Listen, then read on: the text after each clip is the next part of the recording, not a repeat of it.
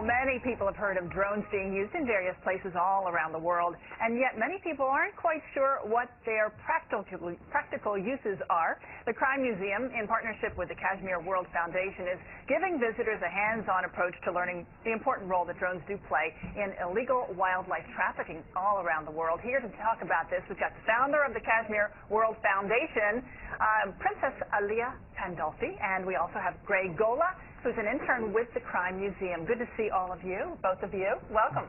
Welcome. So, looks like we got some drones up here. What did you bring? True. Well, we have three here. This one on the left is it's a modified version of what we actually have everyone build with our class, the Da Vinci Workshop. Here in the middle is another example of a quadcopter. This one is fully assembled and ready to fly.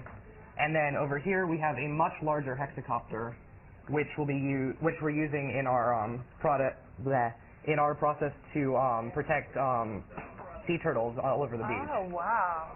So I guess the point is that, like when we think drones, we think of the errant drone that lands on the White House lawn, or we think of, our military using them to take out targets somewhere around the world. Yeah. But these are practical uses for drones, right?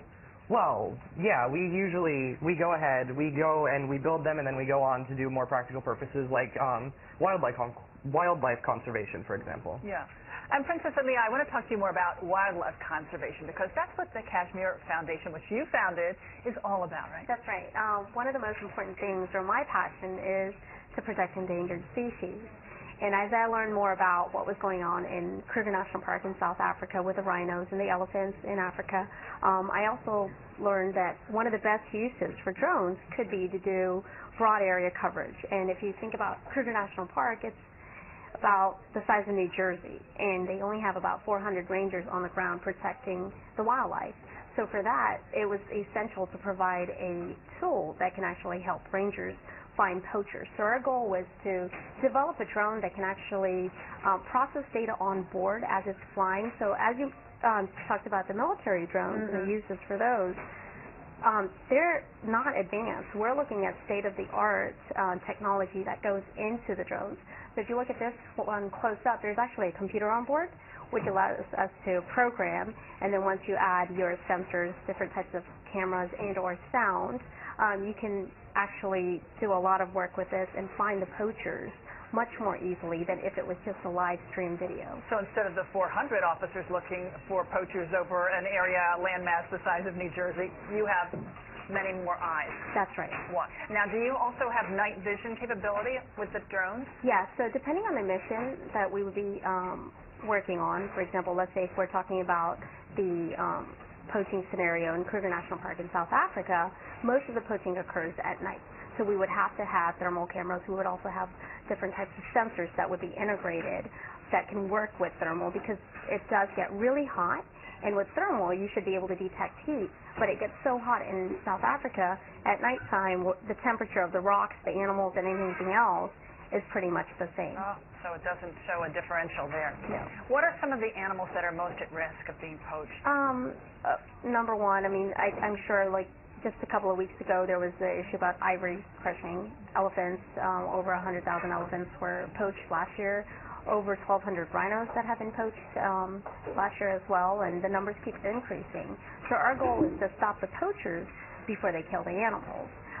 Although there are a lot of campaigns in terms of telling people not to use rhino horn or elephant tusk, I think it's also important for us to go in and stop the poachers before they kill any more animals. I think a lot of people are just interested in drones in general around here. And tell us a little bit about this workshop where you can come and actually build your own drone. How cool is that? Yeah, so over 4 classes, we build a drone from the ground up. It looks a lot like that one, like I said. You start with just the kit, all of the frame, just in pieces. You have to screw it all together. You have to put on the autopilot, the motors, all of the different parts. Have you built any of these? None of these are mine, but I have built 2 at home. Are they difficult to build? They're a lot simpler than you think. A lot of people think that they're incredibly difficult to build, but once you learn how to do it, and with the instruction that we give, it's actually quite simple. So you come to the Crime Museum on certain dates, right? You have to come, 3 times, is it? Yeah, there's 3 workshops and then a flight day where you actually fly your creation. And it's a little pricey, right? I mean, you have to pay for the supply. So how much does it cost? Well, a quadcopter kit is $500 and a hexacopter kit is $600. It's smaller than that. That's a much bigger frame. And that's more for our sea turtle protection project. Okay, so you're talking about how many of these arms stick out, like spokes on a bicycle wheel, and that either 6 or 4. Yeah. The quad is the 4. The quad is the 4. Okay. And so what else do you get? You get the little propeller things, right? Of course. And then do you get, what's the gizmo in the middle? What's the thing that makes it work? Well, that's the autopilot that actually makes it fly. Because you could never fly one of these fully manually. You need a computer to keep it stable in the air. So that's what that does, and the autopilot also allows you to do autonomous missions where you can actually tell it to go to GPS waypoints without ever having to touch a controller. Oh, very cool. So the one that people would build would be similar to this one? Yes. Okay. And you brought a teeny weeny little drone here. Can we fly this thing? We can. All right. So show us how it's done. Yeah, so hopefully it's still connected. Yes, okay. All right, here it goes, taking off. I can hear it. Ooh! There it goes. Yeah. So this is much smaller, obviously, than anything you would build by hand. Much safer to fly in here. Yeah, that's... Look at that thing. Yeah. There is a camera on that one, which should be live streaming on that little monitor. Oh, really? Yeah. So what are we seeing? Just If probably you turn around, you'll the see tabletop? Yeah. You're pretty good at this, Greg. You got it a time or two? Yeah. So who is good at this? I would think that kids especially that play a lot of video games would be really good at using the remote control. That helps that I played a lot of video games, and I found that it's still quite difficult when you start. But yeah, that definitely is a factor. Very, very cool. All right, so tell us once again how we can take part in this workshop. Well, you can go to our website, which is KashmirWorldFoundation.org, or you can also go to the Crime Museum's website, because we will be hosting a workshop at the Crime Museum on July 9th, 16th, and the 23rd.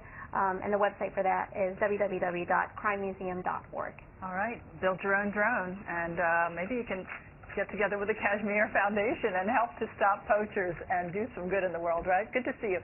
Princess and Greg, thanks for coming in today.